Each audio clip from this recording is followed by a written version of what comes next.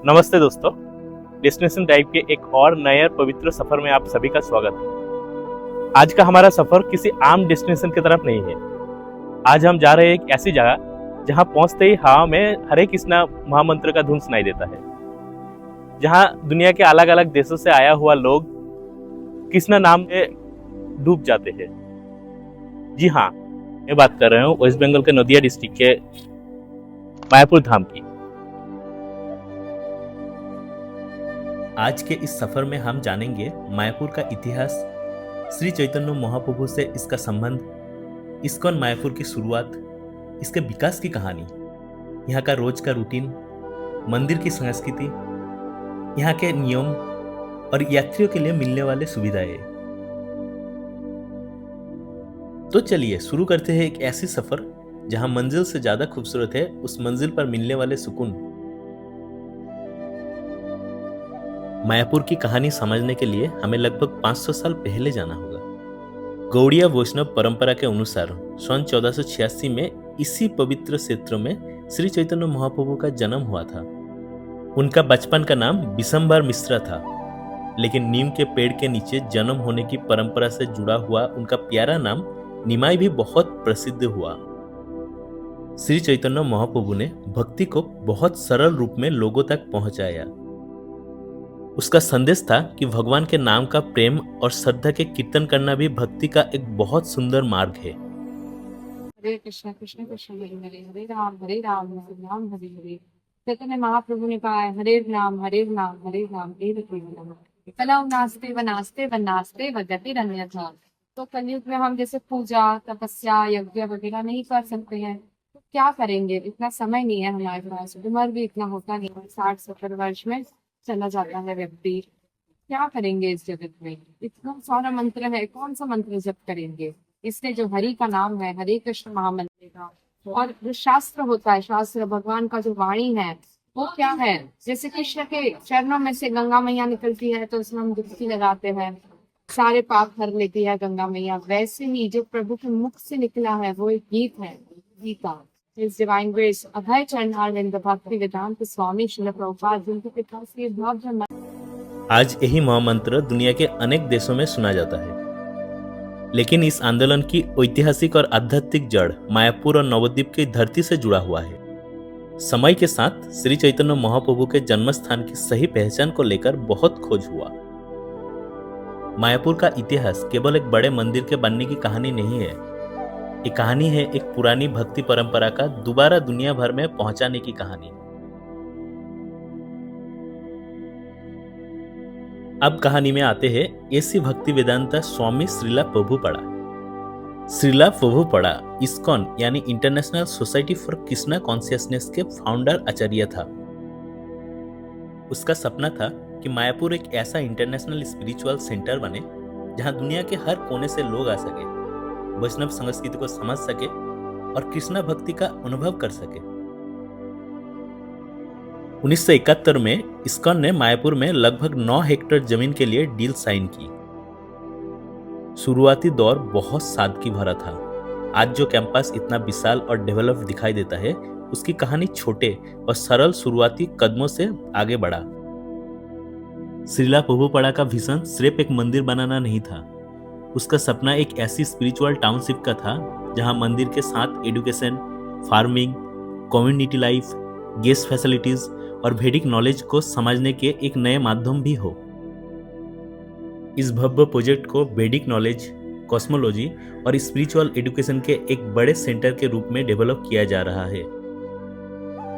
इसके प्लान में प्लैनेटरियम, science related exhibits और वैदिक कॉस्मोलॉजी को समझने के अलग अलग एजुकेशनल एक्सपीरियंस शामिल है। इसकी ग्रैंड ओपनिंग सेलिब्रेशन नवंबर 2027 से शुरू करने और गुरु पूर्णिमा 2028 तक चलने की ऑफिशियल प्लानिंग बताया गया है। यानी मायापुर का मॉडर्नाइजेशन अभी भी एक चलता हुआ कहानी है। मायापुर की सबसे बड़ी स्पेशलिटी शायद यही है कि यह जगह स्पिरिचुअल होते हुए भी बहुत इंटरनेशनल फील देता है।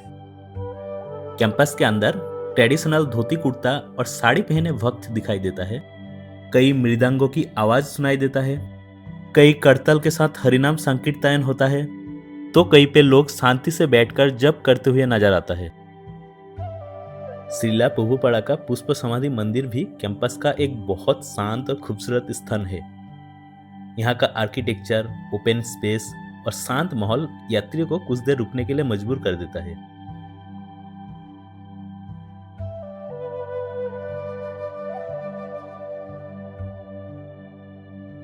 मायापुर को सिर्फ एक मंदिर के रूप में देखना इस जगह को बहुत छोटा करके देखना जैसा होगा। ये एक पूरा स्पिरिचुअल इकोसिस्टम है। The purpose of Mahabharata is so that Krishna could speak the Bhagavad Gita. Yes, yes. Bhagavad Gita is the part of Mahabharata where Bhagavan Krishna talked to Arjun to motivate him. But this is the main purpose of Mahabharata. हाँ, The whole purpose of Mahabharata is so Krishna can और speak related Gita. to all Bhagavad Gita. Yes. So that is the essence.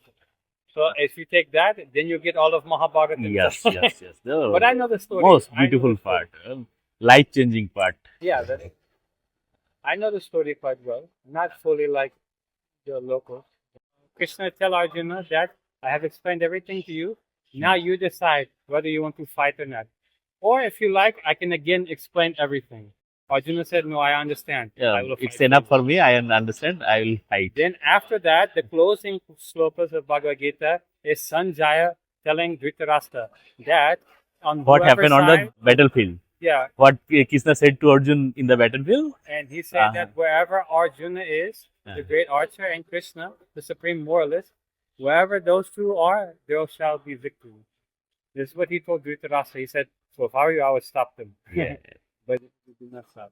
The battle happened and the fight happened. Everything will. Everything finished except for the 5 Pandavas. So basically, you are from America. Which part of America? East Coast, North Carolina. And in India, you are from I stay here. 2018. 2008. 2018. How do you describe about India? I like Mayapur, very peaceful place. Thank India, you. the culture is very rich. You can see the history of India through the culture. Yeah. But unfortunately, I've been here 8 years, I see that people are leaving their culture and trying to adopt this Western culture. But I think that this is backwards. They should follow their culture. Exactly, And exactly. the No one Americans- understands this part of. This is, The yeah. foreigners will adapt their culture. Exactly. Because it is so beautiful. It's beautiful. Always, I believe. So this is what I feel. So therefore, I'm here trying to encourage you to stay both Yeah. for your culture. You are such a person that many people can inspire by you. I don't know that. I'm only It should be. I think so. What is your name? My name is Jai Krishna Das. Jai Krishna Das. Mayapur की culture का centre है भक्ति, सेवा, सादगी और community life. यहाँ कीर्तन सिर्फ किसी फेस्टिवल का हिस्सा नहीं है, कीर्तन रोज की जिंदगी का एक हिस्सा है। मायापुर का असली अनुभव तब होता है जब किसी नॉर्मल डे यहाँ कुछ घंटे चुपचाप बिताते हो। कभी पेड़ के नीचे बैठकर, कभी गंगा के पास, कभी कीर्तन सुनते हुए और कभी सिर्फ लोगों को देखते हुए। दुनिया में कुछ जगह ऐसा होता है जहां हम फोटो लेने जाते हैं, कुछ जगह एडवेंचर के लिए जाते हैं और कुछ जगह ऐसा होता है जहां हम अपने अंदर के शोर को थोड़ा कम करने के लिए जाते हैं। मायापुर शायद उन्हीं जगहों में से एक है। अगर आपको ये सफर पसंद आया हो तो वीडियो को लाइक कीजिए, अपने दोस्तों और परिवारों के साथ इसे शेयर कीजिए और ऐसे ही खूबसूरत सफर का हिस्सा बनना चाहते हो तो डेस्टिनेशन ड्राइव को सब्सक्राइब कीजिए। मैं मिलता हूं आपसे एक नए सफर पर, एक नई जगह और एक नई कहानी के साथ।